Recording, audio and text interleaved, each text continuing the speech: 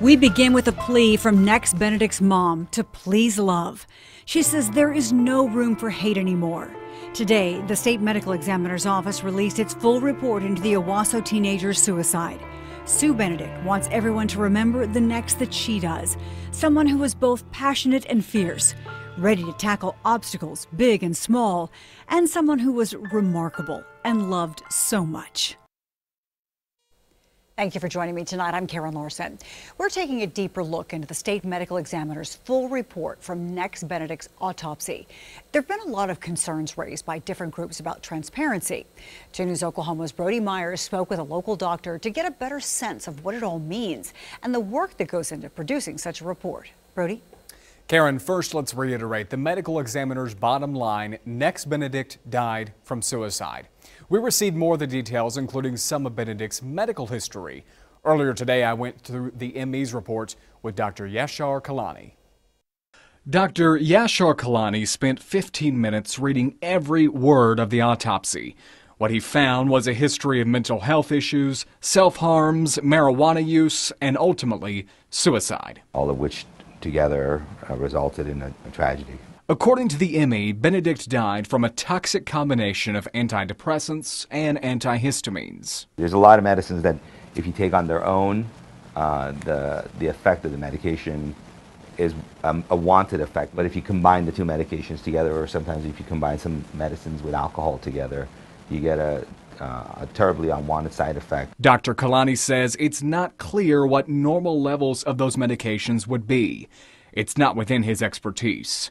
We reached out to toxicologists to get more answers, but did not hear back. The report also cited chronic tobacco and marijuana use. This is an area that's not been significantly studied. And in this state, there is a significant medical component to its use. We're seeing more and more patients who come in at a younger and younger age with chronic use of marijuana. The report outlined external injuries consistent with Benedict's fight at school. One detail that stood out to Dr. Kalani, a head injury. Scalp and subgaleal hemorrhage just means that, this is your scalp, and this area had some blood clots in it. So you get that from external injury. So, in a motor vehicle accident, if you bump your head against the steering wheel, you get it. In physical altercation, if you are punched in the head, or if your head makes contact with a solid surface like the wall or the ground, you get that. The findings are lengthy, detailing every inch of Benedict's condition. Kalani says these reports take time and effort from a huge team. And the people that help the medical examiner are highly trained individuals. There's a real science behind this. The document is important because it gives clearer answers into what led to Benedict's death. What's more, it could play a pivotal role in a possible legal case. Last week we told you the DA chose not to press charges, but the door is still open for civil action. Judge Ashley Wilcott from Court TV tells me attorneys will have their eyes on this report, and they may try to connect the fight and the suicide.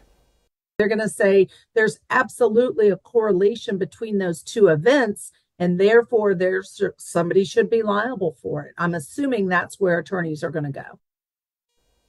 Karen, so many people across the community and the nation have had a multitude of questions, and this report answered a lot of them. Everyone is satisfied with the answers in that report. Some groups have been pretty outspoken and critical of how the case has been handled by both officials and the media. Tonight, a number of those groups reacting to the medical examiner's full report. The president of GLAAD saying it cannot be seen as a conclusion of the investigation, going on to say GLAAD continues to call for an independent investigation to resolve the systemic failures that led to Nex's death. The executive director of Freedom Oklahoma says the very least we can do in Nex's memory is demonstrate our commitment to building a better world that makes it impossible for this heartbreaking tragedy to happen again.